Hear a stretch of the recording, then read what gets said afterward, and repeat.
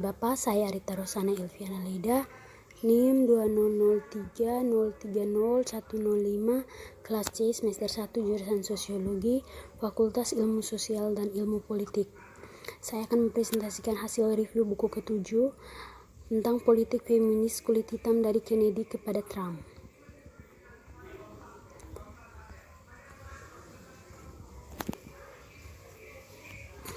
Pembahasan bab 2.1 Kepergian Michelle Obama dari Gedung Putih dan kebutuhan feminisme kulit. 2017 adalah tahun monumental bagi perempuan kulit hitam di Amerika karena 2 tahun peristiwa penting ibu negara Michelle Obama meninggalkan Gedung Putih, dan itu adalah peringatan 40 tahun perayaan kolektif Sungai Combahee. Keyakinan dan nilai inti feminisme kulit hitam awalnya diartikulasi oleh Combahee dan telah dan terus menemukan ekspresi baru melalui Black Lives Matter dan gerakan sosial lainnya saja, menjadi kedekatan sejak edisi sebelum buku ini diterbitkan. Visi para wanita Combahee tidak mungkin lebih relevan dengan momen di mana presiden secara terbuka mencemooh dan merendahkan orang kulit berwarna. Mengacu pada komunitas perkotaan hubungan sebagai ghetto selama kampanye hanya satu contoh, dan naik ke kantor meskipun sejarah panjang yang didokumentasikan secara luas. Jika kaum progresif ingin merebut kembali Kongres pada tahun 2018, yang kemungkinan juga akan terjadi, menjadi satu-satunya cara pemakzulan Trump melihat terang hari. Mereka akan dengan kerendahan hati dan rahmat dapat merangkul kontribusi feminisme hitam di tingkat nasional. 2.2 Sejarah feminisme kulit hitam. Kekuatan hitam, gerakan perempuan dan organisasi feminis seperti Organisasi Feminis Kulit Hitam Nasional NBFO dan Sungai Combahee semua kolektif berkontribusi pada suara baru untuk wanita kulit hitam dalam politik dan kehidupan sosial di paruh abad ke-20. Tapi kehancuran Combahee Rival kolektif bertepatan dengan itu reaksi konservatif era yang menyaksikan naik turunnya Vanessa Williams sebagai Miss Amerika dan pembantuan untuk Clarence Thomas atau Anita, akar dari reaksi konservatif yang merugikan efek mental pada perempuan kulit hitam, dapat menelusuri kepergeseran ideologis utama yang terjadi dalam wacana kesejahteraan sosial selama tahun 1960-an dan anggapan pemerintah Kennedy yang sangat liberal dan progresif. 3. Hubungan perempuan kulit hitam dengan politik. Teori-teori lain, terutama yang diambil dari ilmu politik literatur, telah lama mengakui bahwa perempuan kulit hitam pada umumnya dan di arena politik terlahir dipaksa untuk membuat pilihan antara menjadi hitam dan menjadi perempuan. Keputusan mana yang harus melaraskan mereka? Loyalitas konflik sosial muncul yang menjadikan kedua identitas tersebut menonjol. Cara-cara khusus di mana pilihan ini dimainkan untuk menganalisis memberikan hasil yang menarik. Pada tanggal 29 Oktober 1991, para anggota DPR terdiri dari 20 adalah Demokrat, 9 adalah Republik, dan dari 4 adalah orang Amerika. Ada 21 pria Amerika, 20 adalah Demokrat dan 1 Republik. Untuk mengontrol pesta perbedaan hanya Demokrat yang digunakan dalam sampel Bryan. Karena itu, studio ini melibatkan 20 perwakilan perempuan, 4 diantaranya hitam, dan 20 anggota KBK laki-laki. Semua data hanya terdiri dari kutipan langsung dan nomor sesuai dengan satu set skor kategoris per news pernyataan per lantai atau lantai. Oleh karena itu, satu pernyataan dapat diberikan ke lebih dari satu kategori.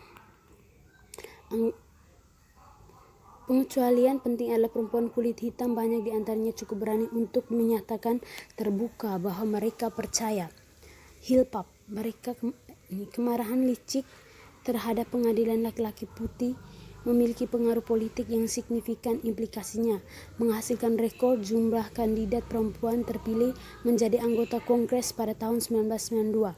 Pemilihan ini secara populer dijuluki Tahun Wanita, dan untuk wanita kulit hitam tahun ini adalah Carol Moseley Brown. 4. Tahun 90-an dalam konteks sejarah kulit hitam wanita politik Amerika. Jika wanita kulit hitam menolak definisi orang lain tentang mereka harus melakukannya, mendefinisikannya atau menentukan keberadaan mereka dan memberikan ontologinya sendiri atau teori keberadaan. Secara historis, perempuan kulit hitam sangat terjangkau pada keseimbangan antara diri dan komunitas, karena tanpa individu tidak ada komunitas, tanpa komunitas tidak ada individu. Resistensi perempuan kulit hitam untuk didefinisikan oleh orang lain dokumentasi sikap di sini melalui pemeriksaan narasi pribadi mereka. Surat otomatis biografi, sejarah lisan, dan narasi pribadi menyediakan sumber yang kaya data untuk memahami dan menafsirkan ontologi feminis kulit hitam. Pada saat kampanye 1960 dimulai, John F. Kennedy, tema liberal yang jelas nasihatnya untuk menggerakkan negara lagi respon kuat banyak orang Amerika dan orang kulit hitam Amerika khususnya. Selama kampanye untuk presiden hitam, kekuatan politik ditunjukkan dalam pemilihan 5 orang kulit hitam ke House Representative, dan Kennedy sendiri krusial margin suara dalam kemenangan tipis di Illinois. 2.5 Presiden Anda adalah supremasi posting Obama dalam politik feminis. Untuk orang kulit hitam Amerika, dan harus dikatakan untuk banyak orang Amerika kulit berwarna lainnya dan banyak orang kulit putih. Amerika, posisi kekuasaan presiden yang terjadi pada 20 Januari 2017 adalah momen sosial, politik, budaya, dan sejarah yang menghancurkan. Itu tidak sederhana. Fakta bahwa presiden kulit hitam pertama Amerika meninggalkan kantor setelah 2 istilah akhir dari sebuah era yang dengan segala kekurangan secara historis signifikan secara sosial politik. Presiden Obama meninggalkan Oval Office, menyerahkan kunci literal dan metaforisnya kepada seorang pria yang kemudian akan dijuluki dan bukannya tidak adil oleh banyak orang individu, organisasi analisis politik, dan bahkan outlet media sebagai kepala supremasi kulit putih.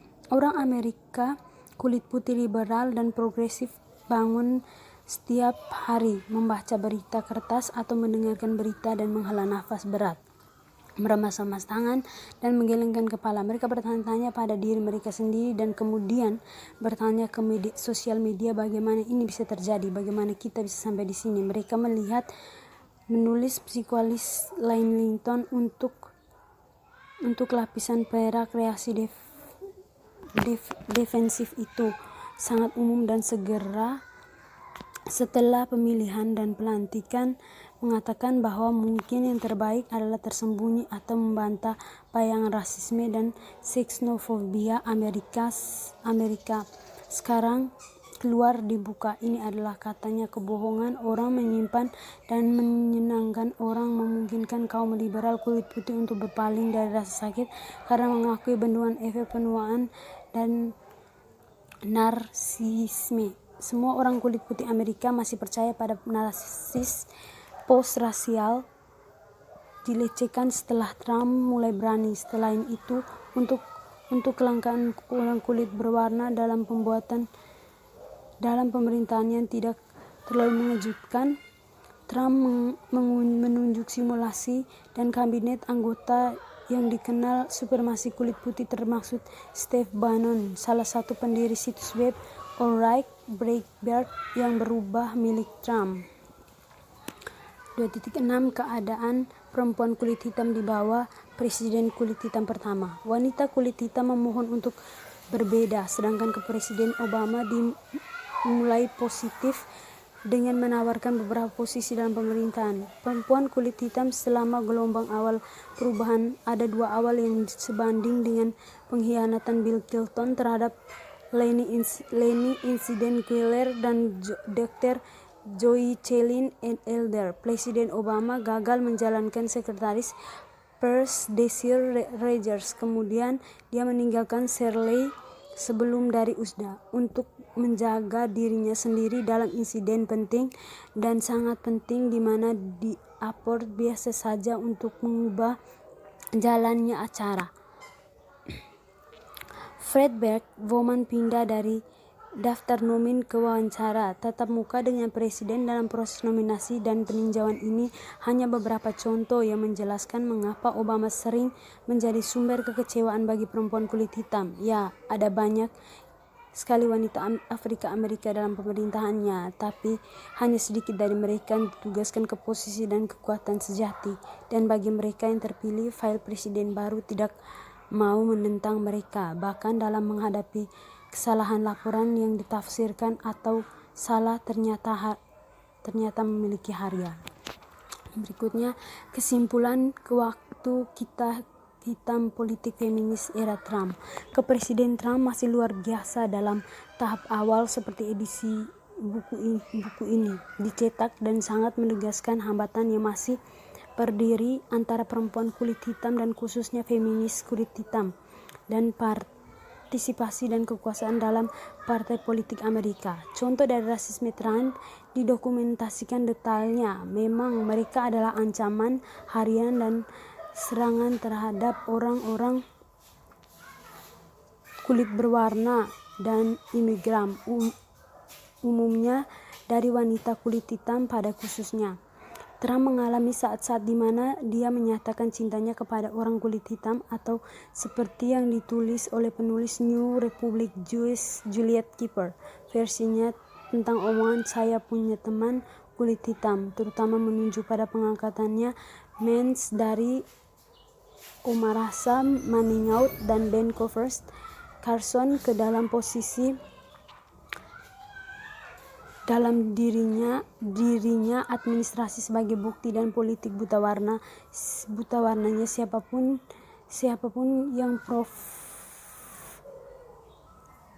yang menemukan bukan analisis paling sepintas dari kebijakan dan tindakannya, namun memahami Trump dan pemerintahannya mewakili satu konstanta tindakan pantang menyerah dan dari supremasi kulit putih yang berkelanjutan.